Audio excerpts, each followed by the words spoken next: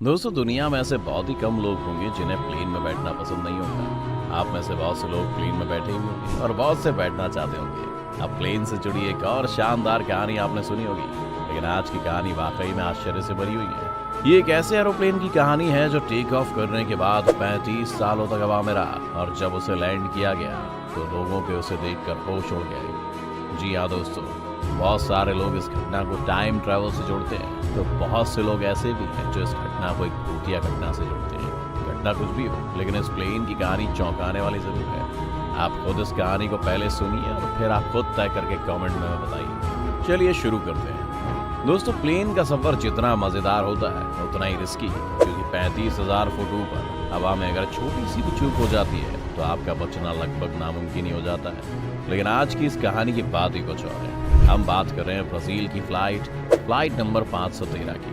तारीख थी 4 सितंबर 1954। Santiago flight 513 waste Germany के आचेन इंटरनेशनल एयरपोर्ट से उड़ान भरती है। इस प्लेन को ब्राजील के पोर्टो एलेग्रे इंटरनेशनल एयरपोर्ट पर पहुंचना है, जिसकी दूरी करीब 18 घंटे की है। ये फ्लाइट 88 यात्री और 4 क्रू मेंबर को लेकर जर्मनी से अपने देश ब्राजील आ रही थी।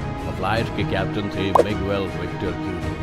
कैप्टन मिगुएल को नहीं मालूम था कि उनके साथ अगले कुछ घंटों के बाद क्या होगा। अब होता कुछ यूं है कि उड़ने के कुछ ही घंटों बाद जब Santiago flight number 513 Atlantic ocean के ऊपर पहुंचती है तो वो एटीसी के रडार से अचानक गायब हो जाती है। और ये देखकर एटीसी में काम कर रहे अधिकारी और कर्मचारी पहले तो हैरान हो गए और वो प्लेन से कांटेक्ट करने की कोशिश करने लगे।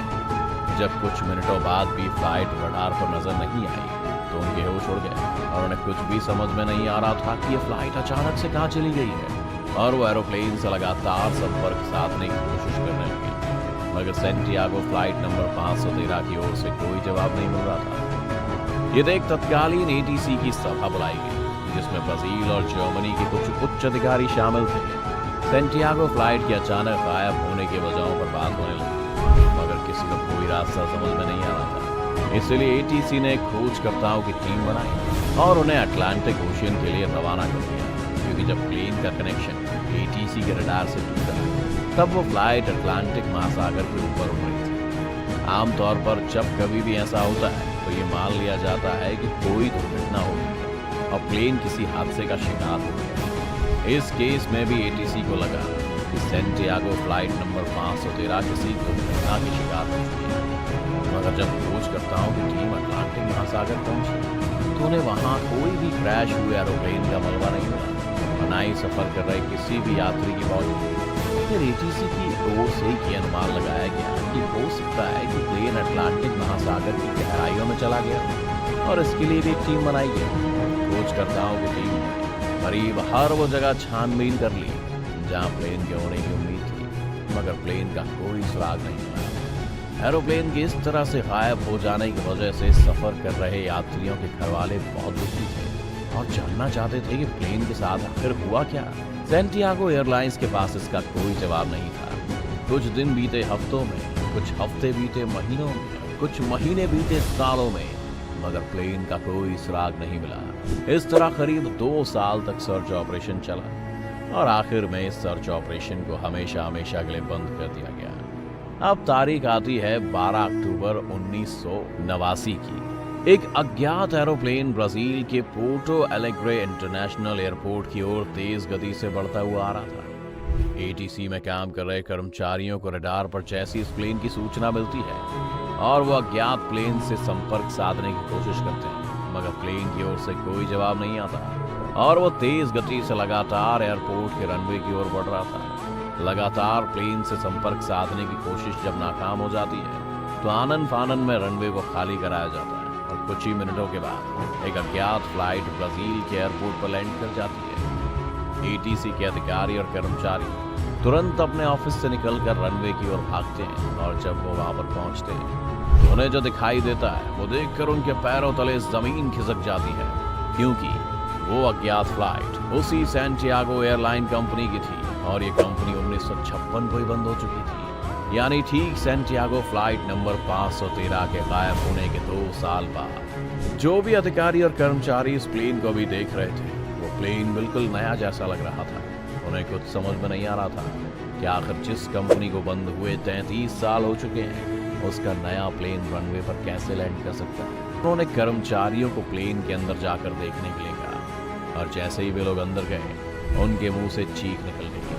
प्लेन पूरा कंकाल से भरा हुआ था, हर सीट पर कंकाल बैठे हुए थे और जब उन्होंने कॉकपिट का दरवाजा खोला तो प्लेन चला रहे फ्लाइट के कैप्टन मिगुएल विक्टर क्यूरी के हाथों में प्लेन का कंट्रोल था। वो भी मर चुके थे, उनका शरीर भी कंकाल बन चुका था और ये फ्लाइट थी सैंटियागो फ्लाइट नंबर 513। अब हैरानी की बात यह है कि प्लेन आखिर था कहाँ? जब इस प्लेन में एक भी इंसान जिंदा नहीं है तो फिर प्लेन बिल्कुल सही लैंड कैसे हुआ?